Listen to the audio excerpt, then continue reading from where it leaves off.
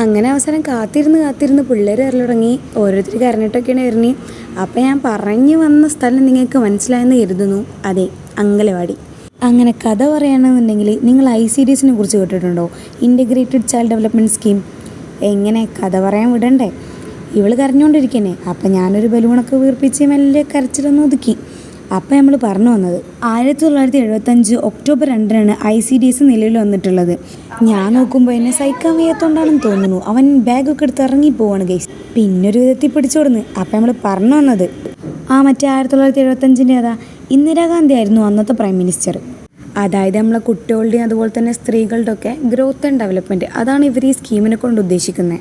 അപ്പോൾ ഈ അങ്കലവാടി നിൽക്കുന്ന കെട്ടിടവും അവിടെ കൊടുക്കുന്ന ഫുഡും സപ്ലിമെൻറ്റ്സും ഒക്കെ ലോകബാങ്കാണ് നിയന്ത്രിക്കുന്നത്.